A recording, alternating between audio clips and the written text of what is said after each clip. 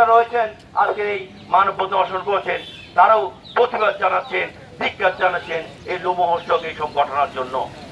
আমরা আজকের আয়োজনে সহায়তা করবেন জেলা খেলাঘরের সম্মানিত সভাপতি। এরকম শিশুদের হত্যা এবং নির্যাতনের খবর আমরা পাচ্ছি। স্বয়ং কক্সবাজারও আমাদের পুরস্কুলের উর্মি নামে এক শিশুর এরকম ঘটনা আমরা দেখতে পেয়েছি। চট্টগ্রাম বাকুলিয়া একটা বিল্ডিং কে মানুষ এই যে জনসাধারণ এটাকে একটা চারদিকে করে রেখেছেন, হাজার হাজার মানুষ এবং পুলিশ তাদেরকে নিবৃত করতে পারছেন, এমনকি টিয়ারশাল পর্যন্ত ওখানে নিক্ষেপ করা হয়েছে। এগুলোর আমরা জবাব চাই।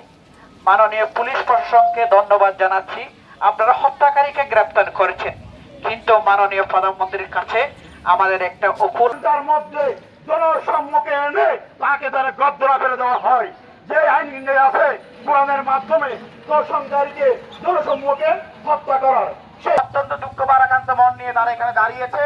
তাদের মতো একজন শিশুকে, শুধু একজন না, প্রতিদিনই বাংলাদেশে কোনো না কোনো জায়গায় কোনো না কোনো শিশু ধর্ষিত হচ্ছে।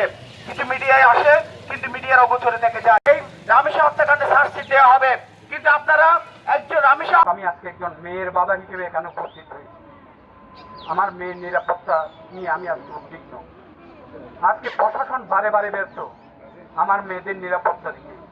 কেন আজকে প্রশাসনের এই দুর্বলতা?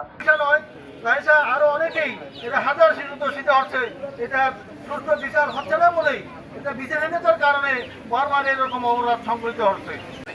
জন্য বর্তমান সরকারকে আবারও অনুরোধ করে আমার বক্তব্য এখানে শেষ। সমস্ত শিশু নির্যাতন বন্ধ এবং যেগুলো হত্যাকাণ্ড হয়েছে তার দ্রুত বিচার জানিয়ে আমি আমার কথা শেষ করছি।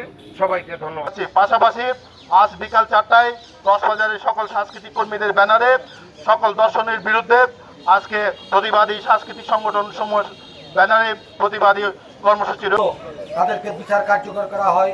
যদি একজন শিশুর দ্রুত বিচার কার্যকর করা হয় তাহলে অপরাধীরা একটু ভীত সঞ্চারিত হবেন এবং নতুন করে অপরাধ সংগঠিত করার জন্য সাহস যোগাবেন না। যে ফৌজদারি বিচার ব্যবস্থা যেটা দিয়ে নিয়ন্ত্রিত হয়, যেটার ভিত্তিতে